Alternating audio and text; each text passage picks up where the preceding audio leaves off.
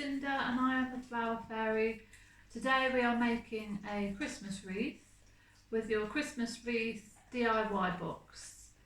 So to begin with, I want you to get your wreath ring. You will all have a wreath ring inside your box, and also I want you to get your moss out. So what you need to do first is we're going to cover the whole ring with moss. So get a handful like that kind of size, press it on to the ring, get your reel of wire. You can find the end, there we go. And you want to wire the moss onto the wreath ring. You want to pull it really tightly because otherwise the moss will come off. And get another handful. Place that next to the one you've just put on and press it on and keep rolling the wire around. You probably want to leave like maybe a 4 centimetre gap between each wiring, and remember you want to pull the wire really, really tightly because otherwise all the moss will fall off. So get another handful of moss. Place that next to the one you've just put on, and again keep rolling the wire around the ring and the moss and pulling tightly, leaving about a 4 centimetre gap. So you want to go around the whole of the ring with the moss and wiring it on with the wire. You do not want to cut the wire at any point until you have finished mossing the ring. So once you have done the whole of the ring, it will probably take about half an hour. So I'm not going to sit here for half an hour and bore you with that. So actually, I'm going to pretend that I have actually mossed the whole of this ring. And then what you want to do is you want to, when you've finished it and you've gone all the way around, you pull your wire really, really tightly like you have been, and go round 3 or 4 times really tightly and cut the wire, and then you want to poke it in to the moss. I also want to just say that the moss that you have in your box is all the moss that you will be getting, so you just want to be mindful of what you have. There's at a workshop I generally have bags and bags of moss, and sometimes people do it really fat and I'll just give them more and more and more, but actually you don't need loads of moss. You only want to just cover the copper metal. So just a light covering will be absolutely fine. So just remember that there's no more moss and you just got to think about how much you're going to put around the ring. So yes, once you've done that and you've covered your wreath with the moss, I've got one here which I did earlier, and it should look something like this. So yeah, all covered in moss. I've just done like a light covering, not really thick, and I've pulled it really tight so it's all nice and firm. It doesn't feel like it's going to fall apart. So what you want to do, once you've put all your moss on the ring, you want to give it a good trim. So get your scissors and just give it a little trim. I mean, I have actually trimmed this a little bit before, so yours will probably look a little bit more shaggy. But yeah, so you just want to give it a little bit of a haircut. I mean, the most important bits really are the inside of the ring here. So if there's any long bits, just trim them off. You want to go all the way around and trim all the inside. And also sort of around the outside as well. You don't want sort of long bits hanging around the outside. So yeah, it should look a bit like this really once you've done that. Quite a nice shape. And then in your box you will have some twine. you get your piece of twine, and you want to, this will be the bit that hangs from the door. So you get your piece of twine, you want it sort of equal amounts, like that, and then I just do a double knot tightly onto the ring, like that. And I would actually leave these bits open, because when you've finished your wreath, you can then go to the door and see how long or how short you want it hanging. So leave it open for the meantime. So that will be your top. So I always put the twine on first, so that I can see where I'm starting from, basically. So you want to have a bit of a tidy up now. If I was you, I'd probably put all your moss, if you've got any moss left, just put it in a bag or back in the box. So you want to have a bit of a clear space. So this is the point where we're going to use our greenery. I've got a bit of a selection here. So I've got some lovely olive leaf, which is such a beautiful dark green colour. I've got some eucalyptus, which is everybody's favourite, and it smells really nice, and it's a lovely, lovely colour. I've also got the blue spruce, which is this.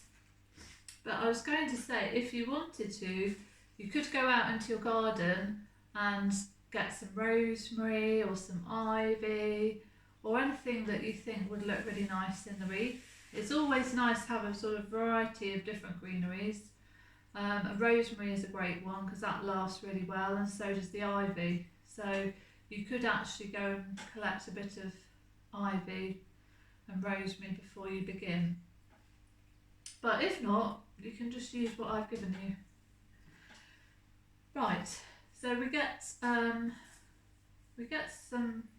spruce, and then a little bit of the olive leaf, and a bit of eucalyptus. So you basically want to make a little bundle like this, really, with all the different greeneries. And also, if you've got your luxury box, this is the time, to add in those bits as well. So for the luxury box, I have got some lovely pampas, some white ruscus, which is really just beautiful, one of my favourites at the moment. Bunny tails, I don't actually know the name of this, but that's really pretty as well. And some honesty. And also you'll be getting a mixture of different things. Not every box will be exactly the same, but definitely we'll be having the pampas and the bunny tails and the white pampas and the white ruscus. But some of them will have different things as well.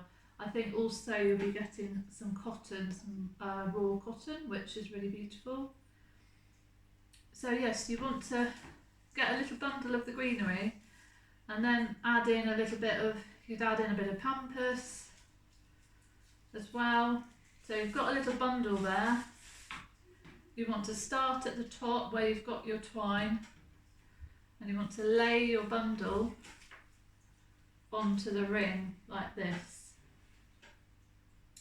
at an angle, covering the moss.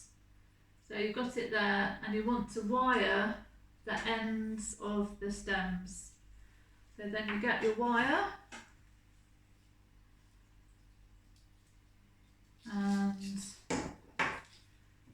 you want to wire the ends of the stems. You don't want to wire the middle of the stem or the beginning of the stems.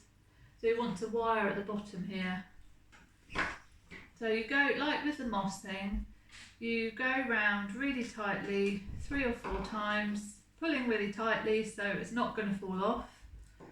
And then you want to get another bundle. If you've got some long stems, just give them a little trim off.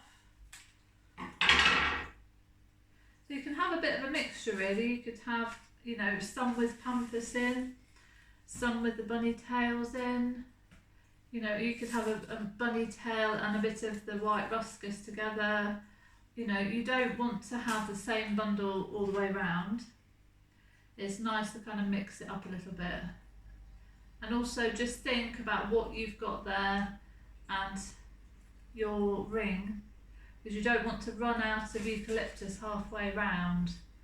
So just think, okay, well I've got that amount, and that, you know, then maybe have one with eucalyptus, one without, one with eucalyptus, one without, so that you've got eucalyptus going around the whole of the wreath. So you can trim down the bits of greenery. I've got a bit of olive leaf there, and the spruce, and then I might have a bit of the honesty, and a bit of pampas.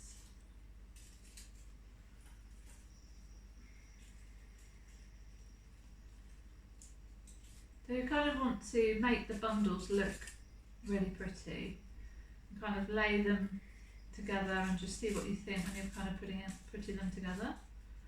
So that looks pretty with the honesty. So then you lay your next bundle to cover your workings, cover the wire basically.